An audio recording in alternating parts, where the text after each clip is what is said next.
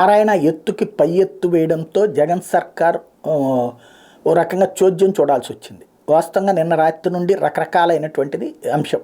ఒకటి, ఫస్ట్ పోలీసులు నారాయణ మెడికల్ కాలేజీని చుట్టుముట్టారు. అప్పుడే నేను ప్రస్తావించాను జర్నలిస్ట్ ఐ టుడే దాంట్లో. ఇట్లా పోలీసులు ఏంటి, ఇందులో కనుక దొరికితే నారాయణ తప్పు అవుతుంది, దొరక్కపోతే ప్రభుత్వాన్ని తప్పు అవుతుంది అన్నటువంటిది. అట్లాగే ఆ తర్వాత రాత్రికి వినబడింది ఏంటంటే డిఆర్ఐ అధికారులు ఏదైతే కేంద్ర ప్రభుత్వానికి సంబంధించినటువంటి డైరెక్టరేట్ ఆఫ్ రెవెన్యూ ఇంటెలిజెన్స్ వాళ్ళు అని చెప్పి ఇంకొక వార్త వైరల్ అయింది. అంటే అట్లాంటి వాళ్ళు సాధారణంగా డబ్బులకు సంబంధించి క్లియర్ ఇన్ఫర్మేషన్ ఉన్నప్పుడు వస్తారు అన్నటువంటిది. కానీ ఆ తర్వాత రాత్రికి తెలియదు ఏంటంటే drug inspector, drug control department వాళ్ళు రైడ్ చేశారట.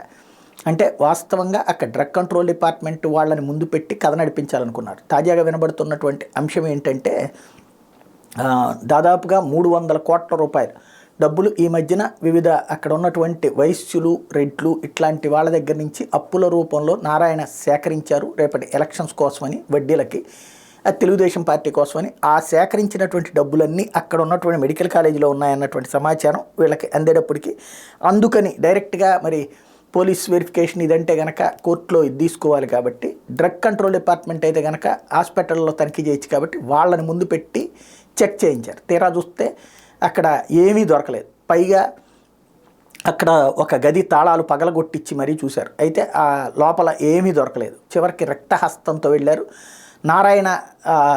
దీంతో నారాయణ పట్ల సింపతి పెరిగింది. అదే సందర్భంలో కక్ష సాధింపు చర్యలు అన్నటువంటి జగన్ సర్కార్ మీదన ముద్ర మరింత పెంచుకున్నారు.